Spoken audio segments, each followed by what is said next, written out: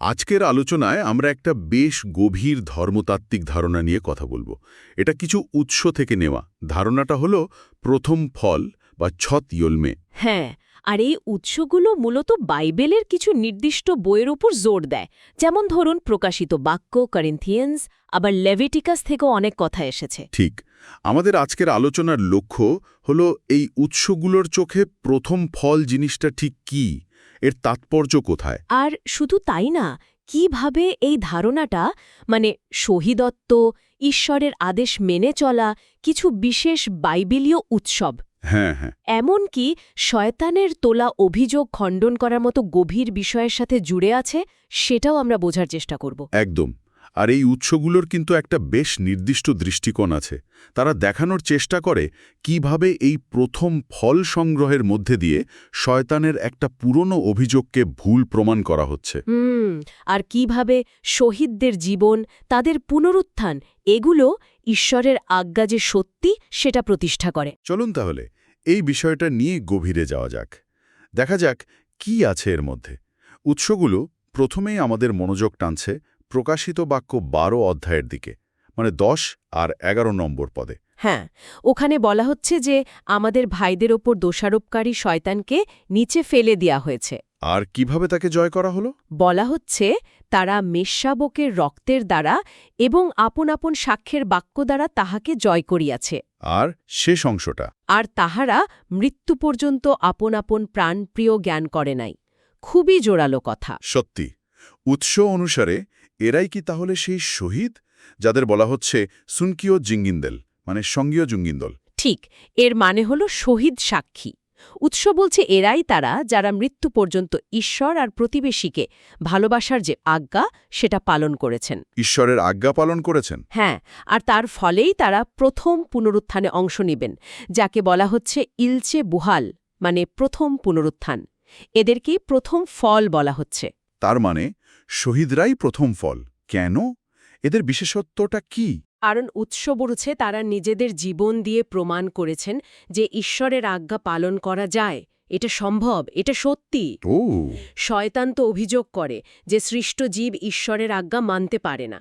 শহীদরা তাদের জীবন দিয়ে, মৃত্যু দিয়ে এই অভিযোগটাকেই ভুল প্রমাণ করে দেন। তাই তারা প্রথম ফল, মানে ঈশ্বরের আজ্ঞার সত্যতার প্রথম জীবন্ত প্রমাণ আর কি। এটা একটা অন্যরকম দৃষ্টিকোণ। আচ্ছা, প্রকাশিত বাক্য 6 অধ্যায়েও তো 9 থেকে 11 পদে এরকম শহীদদের কথা আছে, যারা বেদির নিচে থেকে ঈশ্বরের কাছে বিচার চাইছিলেন। একদম, সেখানে ঈশ্বরের বাক্য আর সাক্ষ্য দেওয়ার কারণে যারা নিহত হয়েছিলেন তাদের আত্মার কথা বলা আছে। তারা ঈশ্বরের কাছে জানতে চাইছেন বিচার কবে হবে। হ্যাঁ, তারা বলছেন, হে পবিত্র ও সত্যময় অধিপতি, আর কতকাল? তাদের বলা হচ্ছে আরও একটু অপেক্ষা করতে, যতক্ষণ না তাদের মতো আরও যারা নিহত হবেন, মানে তাদের সহদাস ভাইদের সংখ্যাটা পূর্ণ হয়। তার মানে শহীদদের একটা নির্দিষ্ট সংখ্যা পূর্ণ হওয়ার ব্যাপার আছে। উৎসগুলো ঠিক সেভাবেই ব্যাখ্যা করে। আর এই পুরো ব্যাপারটা গিয়ে মিলছে শয়তানের সেই মূল অভিযোগটার সাথে। কোন অভিযোগ? উৎস বলছে শয়তান শুরু থেকেই ঈশ্বরকে এই বলে অভিযোগ করে আসছে যে তার আজ্ঞাগুলো পালন করা সম্ভব নয়, সৃষ্টি জীবের পক্ষে সম্ভব নয়। আচ্ছা। শয়তান যুক্তি দেয়, যেহেতু মানা যায় না, তাই এই আজ্ঞাগুলো তুলে নেওয়া হোক। এর ফলে কি হয়? ঈশ্বরের সৃষ্টি, মানে মানুষের মনে ঈশ্বর আর তার আজ্ঞা নিয়ে একটা সন্দেহ তৈরি হয়, দ্বিধা তৈরি হয়। আর ঈশ্বর তখন শহীদদের ব্যবহার করছেন এই সন্দেহ দূর করতে। ঠিক তাই। উৎস অনুসারে শহীদদের আত্মত্যাগ, মানে মৃত্যু পর্যন্ত বিশ্বাস্ত থাকা আর তারপর তাদের পুনরুত্থান, এটা একদম পরিষ্কার করে দেয় যে ঈশ্বরের আজ্ঞা শুধু সত্যই নয়, পালনযোগ্য। এটা সরাসরি শয়তানের অভিযোগকে ভুল প্রমাণ করে দিল। একদম। আর উৎস আরও বলছে যে ইতিহাসে এই প্রথম ফল 3 বার সংগ্রহ করা হয় বা হবে। 3 বার? এটা তো বেশ ইন্টারেস্টিং। তাহলে এই 3টে সংগ্রহ কি কি?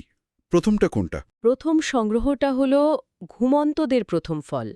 উৎস এই বিষয়ে 1 করিন্থিয়ান্স 15 অধ্যায়ের 20 পদ উল্লেখ করে। কি বলা আছে সেখানে? কিন্তু এখন খ্রিস্ট মৃতগণের মধ্য হইতে উত্থাপিত হইয়াছেন, নিদ্রাগত লোকদের প্রথম ফলস্বরূপ হইয়াছেন। অর্থাৎ যীশুখ্রিস্ট নিজেই প্রথম ফল। উৎস অনুসারে হ্যাঁ, যীশুখ্রিস্ট যিনি শেষ আদমরূপে এসেছিলেন তিনিই প্রথম মৃতদের মধ্য থেকে উঠেছেন, তাই তিনি হলেন ঘুমন্তদের মানে মৃতদের মধ্যে প্রথম ফল। আচ্ছা। আর উৎস এটাকে লেভিটিকাস 23 অধ্যায়ের একটা প্রাচীন উৎসবের পূর্ণতা হিসেবে দেখছে। সেটা হল ছশিল জল বা ছশিল জল মানে প্রথম ফলের উৎসব। লেভিতিকাসে সেই উৎসবটা কি রকম ছিল? ওই উৎসবের নিয়ম ছিল বিশ্রামবারের পরের দিন কৃষকদের প্রথম পাকা ফসলের আটি ঈশ্বরের সামনে উৎসর্গ করতে হবে। দোল দিয়ে উৎসর্গ করা হতো। আর এর সাথে যিশু সম্পর্ক? উৎস বলছে এটা প্রতীকী, কারণ যিশু ঠিক বিশ্রামবারের পরের দিনই মানে সপ্তাহের প্রথম দিন পুনরুত্থিত হয়েছিলেন। তো ওই প্রথম ফসলের আটি আসলে পুনরুত্থিত যিশুরই প্রতীক। এটাই হলো প্রথম ফলের প্রথম সংগ্রহ। বাহ, এই সংযোগটা তো দারুণ। তাহলে দ্বিতীয় সংগ্রহটা কি? দ্বিতীয় সংগ্রহের জন্য উৎস রোমীয় ৮ অধ্যায়ের ৩০ পদের কথা বলে। আর কেবল তাহা নয়, কিন্তু আমরাও যাহারা আত্মার প্রথম ফল প্রাপ্ত হইয়াছি। আমরাও আপনার অন্তরে আর্তনাদ করিতেছি, পুত্ররূপে গৃহীত হইবার অপেক্ষায়। হ্যাঁ, অর্থাৎ আমাদের শরীরের মুক্তির অপেক্ষায় রহিয়াছি। আত্মার প্রথম ফল প্রাপ্ত এর মানে কি দাঁড়ায়? উৎস ব্যাখ্যা করছে এটা পঞ্চাশতমীর দিনের ঘটনাটাকে নির্দেশ করে। কোরিয়ান ভাষায় যাকে বলে ওশুনজল বা ওশুনজেল মানে পেন্টেকস্ট। যেদিন শিষ্যদের ওপর পবিত্র আত্মা নেমে এসছিল। ঠিক তাই, সেদিন তারা আত্মার প্রথম ফল পেয়েছিলেন। তারা সেই রকম সাধু বা বিশ্বাসী হয়ে উঠেছিলেন। আর লেভিটিকাস 23 অধ্যায়ের 15-16 পদে এরও একটা প্রতীকী যোগসূত্র দেখানো হয়েছে। আবার লেভিটিকাস কিভাবে এটা যুক্ত? লেভিটিকাসের নিয়ম অনুযায়ী প্রথম ফলের উৎসবের দিন থেকে ঠিক 50 দিন পর মানে পঞ্চাশতমীর দিনে নতুন শস্য দিয়ে তৈরি রুটি উৎসর্গ করতে হতো। আচ্ছা। উৎস বলছে এটা শিষ্যদের উপর পবিত্র আত্মাবর্ষণের প্রতীক। আর এই আত্মাবর্ষণকে উৎস একটা বিশেষ নামও দিয়েছে, ইরেনবি বা আইরেনবি, যার মানে আদিবৃষ্টি। আদিবৃষ্টি? হ্যাঁ, এবং উৎস আরও বলছে এই আদিবৃষ্টি নাকি আজও পৃথিবীতে চলছে, মানে মানুষ এখনও পবিত্র আত্মা লাভ করছে। ও তাই নাকি? খুবই ইন্টারেস্টিং। আদিবৃষ্টি তার মানে কি শেষ বৃষ্টিও আছে? আর তৃতীয় সংগ্রহ? ঠিক ধরেছেন, তৃতীয় সংগ্রহটাই হল সেই বিখ্যাত 1,44,000 জন যাদের কথা প্রকাশিত বাক্যে আমরা পাই। হ্যাঁ হ্যাঁ, 1,44,000। উৎস বলছে এরা মানবজাতির মধ্য থেকে মুক্ত হওয়া এক বিশেষ দল। এদের সংগ্রহ করা হবে আবাসন উৎসবের ছোমাক জল বা ছোমাক জল ঠিক আগে। এদের বৈশিষ্ট্য কি?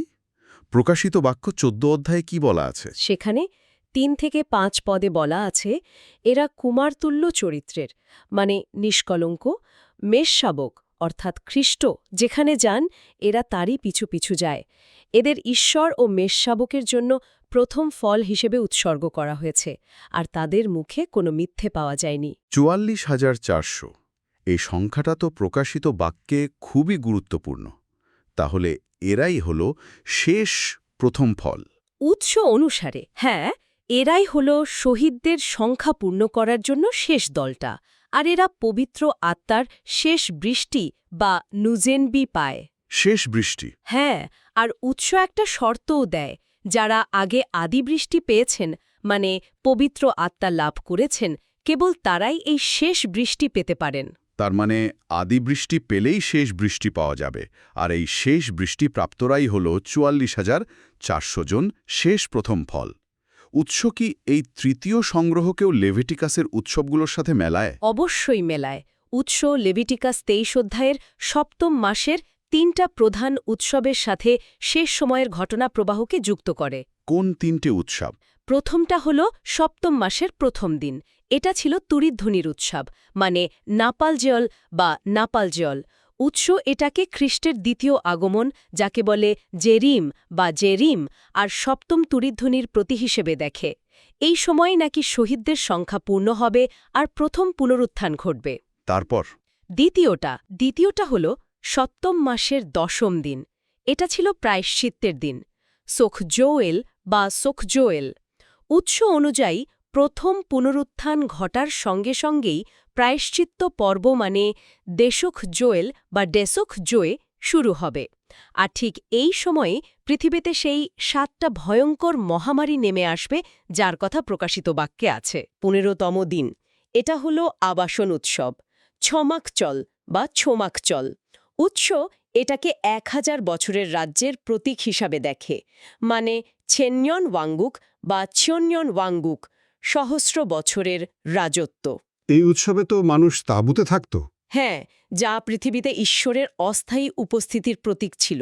উৎস বলছে শেষ সময়ে এটা ঈশ্বরের স্থায়ী রাজ্যের প্রতীক হবে। উৎস জোর দিয়ে বলছে এই 3টে উৎসব, তুরিধ্বনি, প্রায়শ্চিত্ত আর আবাসন, এগুলো পর পর আসবে একটা নির্দিষ্ট ক্রমে। তাহলে শেষ সময়ের ঘটনাগুলোর ক্রমটা ঠিক কি দাঁড়াচ্ছে এই উৎসব অনুসারে? একটু জটিল মনে হচ্ছে কিন্তু।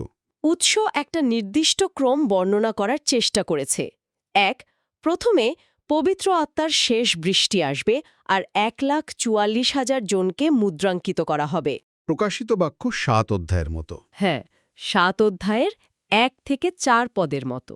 2 এরপর তুরিধ্বনি শুরু হবে প্রকাশিত বাক্য 8 অধ্যায়ের 1 থেকে 2 পদ অনুযায়ী। আচ্ছা।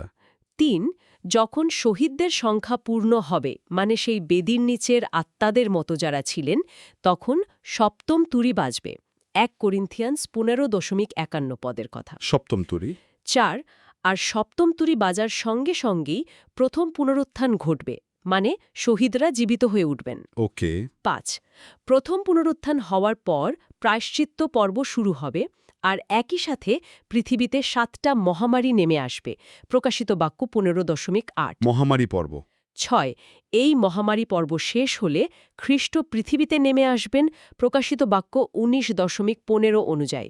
তিনি বিচার করবেন এবং আবাসন উৎসব, মানে সহস্র বছরের রাজত্ব প্রতিষ্ঠা করবেন।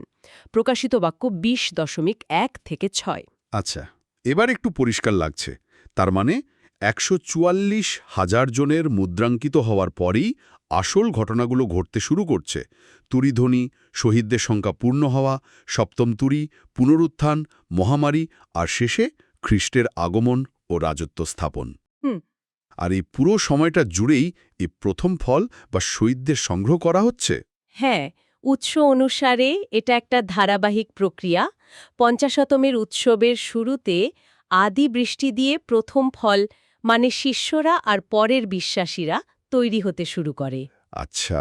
আর 50 উৎসবের শেষের দিকে শেষ বৃষ্টি দিয়ে 1,44,000 প্রথম ফল তৈরি হয় ও মুদ্রাঙ্কিত হয়। তারপর এরপর শহীদদের মোট সংখ্যাটা পূর্ণ হলে আবাসন উৎসব বা সহস্র বছরের রাজত্ব শুরু হয়। তখন সব প্রথম ফল, মানে খ্রিস্ট, আদি বৃষ্টির ফল, শেষ বৃষ্টির ফল, সবাই নতুন জেরুসালেম নামে একটা স্বর্গীয় শহরে একসাথে হবে।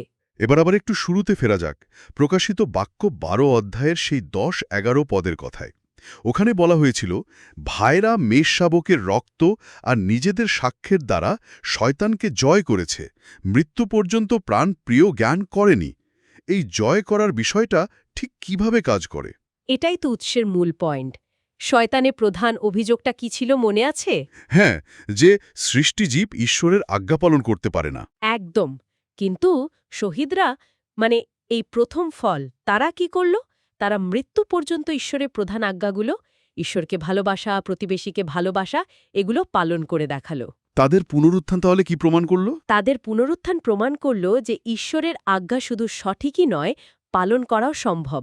আর এভাবেই তারা শয়তানের অভিযোগকে মিথ্যে প্রমাণ করে তাকে হারিয়ে দিল। তাদের জীবনটাই হল ঈশ্বরের আজ্ঞার পক্ষে সবচেয়ে বড় সাক্ষী। তার মানে শহীদদের জীবন আর মৃত্যু একটা বিশাল মহাজাগতিক বিতর্কের মীমাংসা করছে। উৎস তো ঠিক এটাই বলছে। উৎস আরও নির্দিষ্ট করে বলছে, যখন শহীদদের সংখ্যা প্রায় পূর্ণ হয়ে আসে, ঠিক সেই সময়ে শয়তানকে স্বর্গ থেকে পৃথিবীতে ফেলে দেওয়া হয়। প্রকাশিত বাক্য 12:12।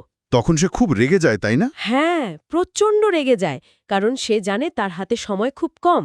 পৃথিবীতে নেমে এসে সে তার ক্ষমতা ব্যবহার করে, বিশেষ করে প্রকাশিত বাক্য 13 অধ্যায়ে যে দুটো পশুর কথা বলা আছে, রাজনৈতিক আর ধর্মীয় শক্তির প্রতীক। হ্যাঁ, ব্যবহার করে বাকি সাধুদের খুঁজে বের করে, মানে যারা তখনও ঈশ্বরের আজ্ঞা পালন করছে আর যিশুর সাক্ষ্য ধরে রেখেছে, যেমনটা 12 অধ্যায়ে 17 পদে বলা হয়েছে। শয়তান তাদের হত্যা করে। আর এই শেষ হত্যাকাণ্ডগুলোর মাধ্যমেই কি শহীদদের সেই নির্দিষ্ট সংখ্যাটা পূর্ণ হয়? হ্যাঁ, উৎস অনুসারে এই শেষ হত্যাকাণ্ডগুলোই শহীদদের ওই সংখ্যাটা পূরণ করে দেয়, আর যেই সংখ্যা পূরণ হয় সঙ্গে সঙ্গে প্রথম পুনরুত্থান ঘটে যায়। আচ্ছা, অতএব এই প্রথম ফল বা শহীদরা তারা নিজেদের জীবন আর মৃত্যু দিয়ে ঈশ্বরের আজ্ঞাগুলোর সত্যতা আর পালনযোগ্যতা একদম প্রতিষ্ঠা করে দেন। তারা সেগুলোকে ঈশ্বরের বিচারের মানদণ্ড বানিয়ে দেন। এর ফলাফলটা কি দাঁড়ায়? মানে এই প্রমাণের গুরুত্বটা ঠিক কোথায়? গুরুত্ব তো অসম্ভব, বিশাল। কারণ এর ফলে যখন ঈশ্বর শেষ বিচার করবেন, যখন তিনি আজ্ঞা লঙ্ঘনকারীদের শাস্তি দেবেন, যেমন শয়তান বা যারা তার পথে চলেছে, তখন বাকি সৃষ্টি ঈশ্বরের বিচার নিয়ে কোনো প্রশ্ন তুলতে পারবে না। কেউ বলতে পারবে না যে আজ্ঞাগুলো অন্যায়জ ছিল। ঠিক, বা পালন করা অসম্ভব ছিল। কারণ শহীদরা এই প্রথম ফল, তারা তো নিজেদের জীবন দিয়ে দেখিয়ে দিয়েছে যে আজ্ঞাগুলো ন্যায্য, পালনযোগ্য এবং ধার্মিক। তারা ঈশ্বরের প্রেম আর ন্যায় বিচারের পক্ষে জীবন্ত প্রমাণ হয়ে দাঁড়ায়। তাহলে যদি পুরো বিষয়টা খুব সংক্ষেপে বলি, এই উৎসগুলো বলছে প্রথম ফল হলো আসলে সেই সব শহীদ আর বিশ্বস্ত মানুষ যারা 3টে ধাপে সংগৃহীত হন। প্রথমে যিশু নিজে, ঘুমন্তদের প্রথম ফল। তারপর আদি বৃষ্টি পাওয়া শিষ্য আর বিশ্বাসীরা, আত্মার প্রথম ফল। আর শেষ বৃষ্টি পাওয়া 1,44,000 জন। শেষ ফল। আর এদের জীবন, মৃত্যু, পুনরুত্থান প্রমাণ করে যে ঈশ্বরের আজ্ঞা সত্যি আর পালন করা যায়। এর মাধ্যমে শয়তানের অভিযোগ ভুল প্রমাণিত হয় আর ঈশ্বরের শেষ বিচারের পথ খুলে যায়। আর এই সবকিছু আবার লেভিটিকাসের পুরনো উৎসবগুলোর সাথে প্রতীকীভাবে মেলানো হয়েছে। একদম ঠিক বলেছেন। খ্রিস্ট হলেন প্রথম ফলের উৎসবের পূর্ণতা। পঞ্চাশত্তমীতে শিষ্যরা হলেন আত্মার প্রথম ফল, আদি বৃষ্টির ফল, যা পঞ্চাশত্তমীর উৎসবের সাথে যুক্ত। আর শেষ সময়ে 1,44,000 জন হলেন শেষ ফল, শেষ বৃষ্টির ফল, যাদের সংগ্রহ তুরিধ্বনির উৎসবের সাথে সম্পর্কিত। আর এদের সংখ্যা পূর্ণ হওয়ার পরেই আসে প্রায়শ্চিত্তের দিন আর আবাসন উৎসব বা সহস্র বছরের রাজত্ব। এই কাঠামোতে প্রথম ফল তাহলে ঈশ্বরের আজ্ঞাগুলোর মহাজাগতিক বৈধতা প্রমাণ করছে, যার শেষ বিচার আর ঈশ্বরের রাজ্যের চূড়ান্ত প্রতিষ্ঠার জন্য খুব জরুরি। একেবারে। এই উৎসবগুলো সত্যি একটা গভীর আর বেশ জটিল ধর্মতাত্ত্বিক ছবি আমাদের সামনে তুলে ধরে। এখানে এই যে চূড়ান্ত বিশ্বস্ততা, মানে মৃত্যুর সামনে দাঁড়িয়েও ঈশ্বরের প্রতি অনুগত থাকা, হ্যাঁ, আর কিভাবে সেই বিশ্বস্ততাটাই ঈশ্বরের আজ্ঞাগুলির সত্যটা প্রমাণ করে দেয়, এই বিষয়গুলোর উপর দারুণ জোর দেওয়া হয়েছে। সত্যি তাই। আর এই দৃষ্টিকোণ থেকে একটা বিষয় কিন্তু ভাবার মতো। এই কাঠামো অনুযায়ী সাক্ষ্যদান বা উইটনেসিং আর সত্য বা ট্রুথ, এই জিনিসগুলোর প্রকৃতি আসলে কি? কিভাবে একজন মানুষের জীবনের চরম ত্যাগ, তার মৃত্যু, একটা মহাজাগতিক বিতর্ক, বা ধরুন শয়তানের অভিযোগের মতো বিষয়কে শেষ পর্যন্ত মীমাংসা করতে পারে। এটা কিন্তু সত্যিই গভীরভাবে চিন্তা করার মতো একটা প্রশ্ন, যা এই উৎসগুলো আমাদের ভাবার জন্য রেখে যায়।